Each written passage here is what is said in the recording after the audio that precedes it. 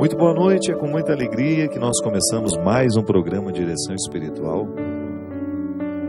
A nossa vida cristã é sempre um processo de busca, porque nós nunca podemos dizer que nós já chegamos ao resultado final do nosso cristianismo. O cristianismo é uma proposta tão inteligente do ponto de vista antropológico. Quando você pega a proposta de Jesus, ainda que você não queira analisar isso a partir da religião, se você olhar apenas como um ser humano propondo a outros seres humanos um jeito de viver. Até os ateus se rendem à proposta de Jesus. Por quê? Não há nada, absolutamente nada na sua proposta que possa ser nocivo ao ser humano. Ele não propõe nada que seja ruim. Pode ser que a gente até invente coisas ruins em nome dele. Pode ser que os nossos discursos religiosos muitas vezes estejam tão viciados pelos nossos vícios humanos, porque esse é um risco. Por isso nós precisamos da ação do Espírito em nós, por isso nós precisamos da vida em comunidade, por isso nós precisamos de partilhar constantemente, com muita honestidade, as nossas teologias, para que elas não sejam opressoras. Porque em nome de Deus nós podemos muitas vezes construir um discurso teológico opressor para defender interesses nossos, interesses de alguns. É sempre um risco. Mas se você tem a palavra de Jesus, sem as interpretações maliciosas e maldosas, se você só tem a palavra dele, o ensinamento dele, você tem um código de conduta absolutamente favorável à realização humana. É interessante a gente entender isso como a pureza do Evangelho. É isso mesmo, é aquilo que é de mais puro existe no Evangelho. São as palavras, os ensinamentos, os gestos de Jesus, que a igreja persegue o tempo todo. A igreja continua a aprendiz deste Cristo que é seu fundador, que é seu fundamento. A igreja que peregrina, essa que somos nós, marcados pelo pecado, pela miséria, nós, os teólogos, os padres, os bispos, né? Os leigos também, até o Papa. O Papa precisa deste Espírito o tempo todo agindo na sua vida, na sua consciência, para que ele seja cada vez mais transparência deste Deus para a sociedade. E o Papa Francisco tem essa simplicidade, essa humildade de reconhecer-se assim. Foi assim que ele começou o seu pontificado, pedindo oração ao povo, recorda-se? Na Praça de São Pedro, repleta de pessoas, felizes por terem ali um novo Papa. O Papa, com toda simplicidade, ele pede ao povo que ore por ele. Por quê? Porque ele tem essa consciência teológica, de que apesar de sermos nós, de vivermos essa graça, de sermos os portadores da revelação divina, nós ainda temos os nossos pecados. E nós precisamos lidar com estes pecados para que cada vez mais, na lida com este nosso pecado e numa possível superação deles, Deus seja cada vez mais transparente em nós. Cada vez que a gente retira um pecado da nossa vida, sabe que a gente consegue vencer um vício, por exemplo? Deus fica mais presente em nós. Porque a gente não coloca tantos obstáculos para ele aparecer através de nós. Nós que temos um ministério público, né? Eu que estou sempre lidando com a vida pública por ser padre, por fazer o que eu faço, nós que estamos aqui na televisão, nós que estamos pelos palcos do Brasil, levando a palavra de Deus através da comunicação, da música, da literatura. Nós precisamos lidar o tempo todo com os nossos excessos, porque esses excessos podem ofuscar a presença de Deus. Nós vamos lidar constantemente com a vaidade. A fama traz tanta vaidade a uma pessoa. Nessa onda, né, de padres famosos, eu sempre escutava muito nos bastidores onde eu cresci como padre, que foi no Sagrado Coração de Jesus, onde nós tínhamos muitos padres famosos lá dentro. Padre Zezinho, Padre Léo, Padre Joãozinho, Padre Marcial Massaneiro. A gente sempre escutava isso, do risco que a vaidade por ser famoso, por se achar muito importante, do risco que isso pode colocar para que Deus possa ficar cada vez mais escondido em nós, o que é um perigo. Eu, como evangelizador, a minha primeira função é transparecer Deus para o mundo, onde quer que eu esteja, com o meu jeito de ser, né? Com as minhas peculiaridades, com os meus dons, com os meus talentos, com as minhas características. Quanto mais eu conseguir vencer os meus limites, esses obstáculos naturais do meu temperamento, do meu jeito de ser, muito mais Deus será transparente em mim e através de mim. E você em casa, você tem a mesma responsabilidade que eu, em funções diferentes, claro. Eu tenho responsabilidades diferentes de você. Tenho responsabilidades diferentes das suas. Mas como cristãos, ninguém pode fugir dessa responsabilidade. De ter uma vida, de viver, de fazer escolhas que facilitem essa transparência de Deus em nós. Como foi nos escritos dos Atos dos Apóstolos, quando as pessoas passavam e viam as comunidades dos primeiros cristãos, o que eles diziam? Nossa, vede como eles se amam, como eles se cuidam, como eles se respeitam. Vejam como a vida daquele povo é uma propaganda positiva de que Deus faz bem a gente. Mas para isso, nós temos que matar leões diariamente, dentro de nós, eu dentro de mim, você dentro de você. Por quê? Porque nós somos humanos, nós somos frágeis e, como eu dizia no início, nós nunca estamos com o nosso processo finalizado. O cristianismo é tão rico, a proposta de Jesus é tão rica, que nós nunca vamos poder dizer, já esgotei tudo o que Ele quer de mim. Nunca poderemos dizer, já esgotei todas as minhas possibilidades como cristãos, eu agora posso descansar. Não. É por isso que a coroa que nós recebemos, essa condecoração, porque essa linguagem São Paulo está retirando do contexto grego, né? Onde os heróis eram condecorados com coroas, né? Se o meu combate eu não combater, o bom combate, minha coroa não conquistarei. Qual é a coroa que nós estamos nos referindo? Qual é a coroa a que São Paulo se refere? Aquele louro da vitória, tão comuns nas Olimpíadas gregas, né? Hoje modificado pela medalha, modificado pelo troféu. Naquele momento, São Paulo faz uma referência aos atletas que ganhavam os seus campeonatos e eram coroados pelo mérito do esporte bem desempenhado. Só que aqui, São Paulo faz uma nova interpretação para esse prêmio. Ele diz assim na carta aos Filipenses, capítulo 1. Mas sempre me alegrarei, pois sei que isso contribuirá para a minha salvação, graças às vossas preces e à assistência do Espírito de Jesus Cristo. A minha expectativa e esperança é de que não vou perder a causa em qualquer hipótese. Pelo contrário, conservarei toda a minha segurança e E como sempre, também agora Cristo será engrandecido no meu corpo, e Ele quer que eu escape da morte. Para mim, de fato, o viver é Cristo e o morrer é lucro. Olha como é interessante essa abordagem de São Paulo. Ele sabe que para receber essa condecoração no céu, que ele não está esperando essa glória humana, ele não está se referindo de uma coroa que pode ser colocada sobre a cabeça para que os outros vejam. Ele está falando de uma condecoração que será recebida na eternidade.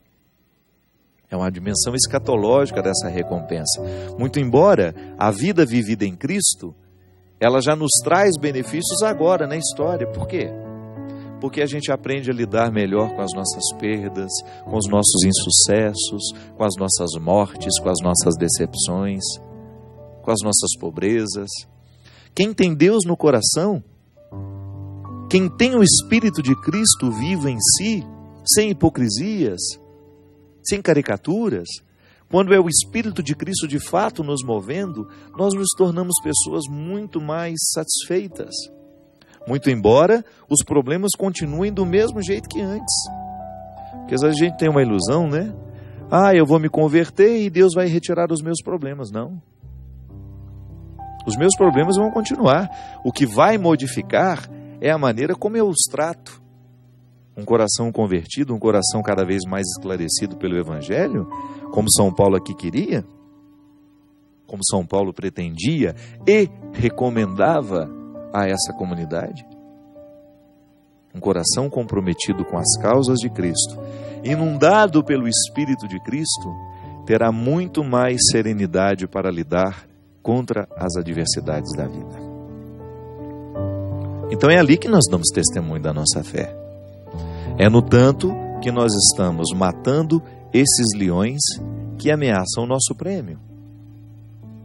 Minha gente, eu particularmente tenho muito cuidado para usar essa linguagem, mas ela é muito necessária nos dias de hoje. Durante muito tempo a gente falou do diabo, né? E falamos demais desse diabo. Há uns 10, 20 anos atrás, quem participou da renovação carismática, eu cresci na renovação carismática, sabe o tanto que o diabo fazia parte do nosso discurso. Chegou um momento até que a gente falou, gente, vamos parar de falar mais no diabo, vamos falar menos no diabo e falar mais de Cristo.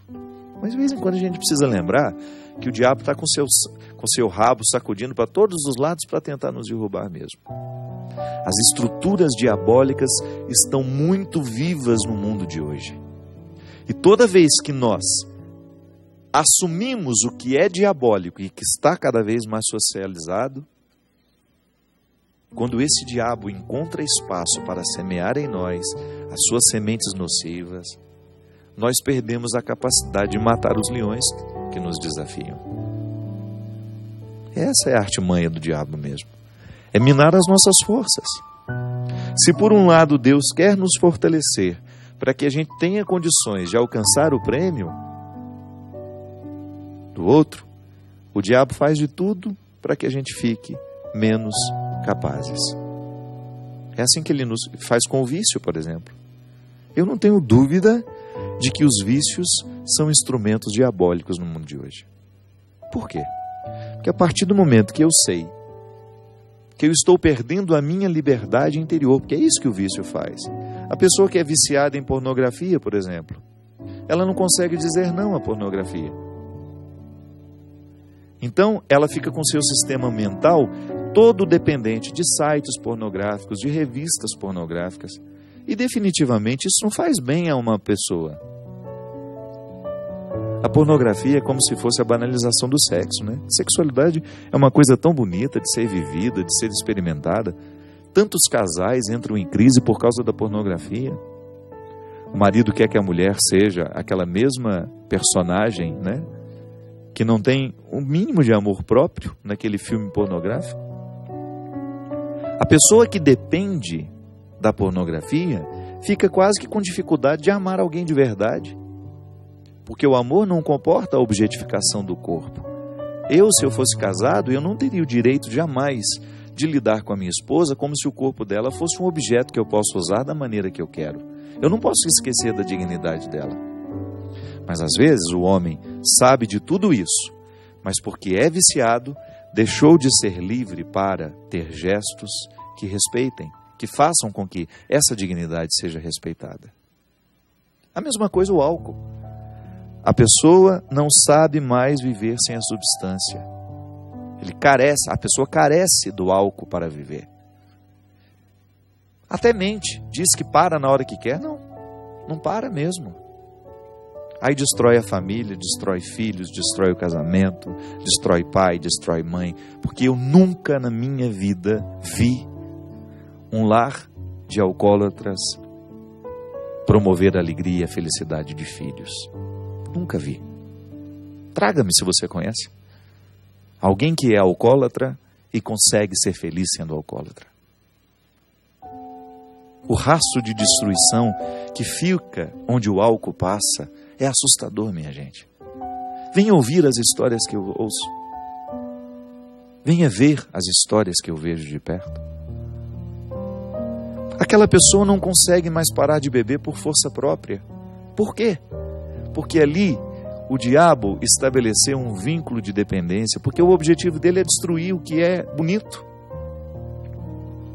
Olha, eu não estou falando do diabo chifrudo não, viu? Eu estou falando é das representações dele, do litro de uísque que está parado lá, do litro de cachaça, das muitas garrafas de cerveja. O carnaval passou. Quantas meninas estão grávidas por causa do álcool? Por quê? Porque no momento em que estão fora de si, porque o álcool faz isso, a gente perde o poder de decidir, a gente perde a sensatez. É um perigo isso. A pessoa que está alcoolizada não percebe que está vivendo de repente um sexo promíscuo, sem proteção. Eu não estou falando de camisinha, não estou falando disso não. Proteção no sentido de saber-se um território sagrado, um território santo. Aí fica grávida, pega uma doença venérea, que vai comprometer a sua vida o resto dos seus dias. Isso é diabólico. Não há outro nome para isso. Vem, entra por uma porta que se chama prazer, temporário, momentâneo, e mata aquela pessoa depois. Assim é o vírus da AIDS, o vírus da hepatite B, da hepatite C, que entra no organismo dos nossos jovens através de festas, bebedeiras, promiscuidades. Ah, que discurso moralista, padre. Pois é. De vez em quando a gente precisa retomar os discursos moralistas, sobretudo quando a gente percebe que o diabo está nadando de braçada por causa do nosso laxismo, por causa da nossa falta de coragem de dizer o que precisa ser dito. Por alertar. Isso aqui é para quem crê nessa palavra. O discurso cristão não é para dar lição de moral na sociedade, não. É para alertar quem é cristão. Eu não tenho a pretensão de ficar fazendo discurso moralista na cabeça de quem não acredita nessa palavra, não. A vida é dela. A pessoa que escolheu não crer em Deus viverá a partir dos seus princípios. O meu compromisso é com quem tem o desejo de viver segundo a palavra do Senhor. Quem de alguma maneira descobriu no cristianismo uma religião que possa nos fazer salvar a experiência humana e nos encaminhar para uma salvação eterna. Para nós essa palavra. São Paulo está dizendo que se nós quisermos viver a coroação desse resultado que é espiritual, não é material, volto a dizer. É a satisfação de ser quem a gente é. É você deitar a cabeça no travesseiro, tranquilo, saber que você passou um carnaval feliz com seus amigos e que você não abriu mão dos seus valores. Que você se divertiu, que você não é uma carola, que você não, você foi, você esteve com seus amigos, você participou de alguma festa, ou você esteve num retiro, porque olha gente, eu não me iludo não, já encontrei muitas pessoas que foram para os retiros de carnaval e lá não fizeram uma experiência verdadeira. Por quê? Porque levaram a sua droga, porque viveram lá uma sexualidade desenfreada também, enquanto todo mundo foi dormir. Isso não é garantia de nada, não. É aqui dentro que as coisas acontecem. Então, viveu bem as experiências que passaram, foi capaz de identificar, nessa luta que nós estabelecemos para vencer o que é maligno em nós e ao nosso redor, e tem aquela satisfação muito boa de estar no caminho certo. Se os bons combates eu não combater, minha coroa não conquistarei. Se minha carreira eu não completar, de que vale a minha fé tanto guardar? Se perseguido aqui eu não for, e pode preparar. Se quiser assumir este caminho, prepare-se para as perseguições. É assim mesmo. Quem precisa parar de beber sabe disso. Parece que você decidiu que iria parar, você encontra alguém te oferecendo uma pinga todo dia, né? É a perseguição natural. Quem quer se livrar de um vício, terá de enfrentar diariamente tudo aquilo que nos persegue a partir daquele vício. Os amigos, as situações, até os desconhecidos. Prepare-se. você será criticado, você será chamado de idiota. Carola, como eu dizia antes, né? Tem um sentido bom e tem um sentido ruim também, né? Que às vezes nós começamos a nos livrar dos nossos excessos e o outro acha que a gente ficou louco. É um pouco de loucura mesmo. São Paulo também já dizia isso. Que quem opta pela cruz, quem opta pela vida em Cristo, vai ter de enfrentar essa loucura que o outro jamais compreende. Porque a regra é socializar o que é diabólico. Então todo mundo que quebra a regra do diabólico é considerado louco nos dias de hoje. É uma boa loucura que eu desejo a mim diariamente e a você. Nós vamos para um rápido intervalo e a gente volta já já com o programa Direção Espiritual.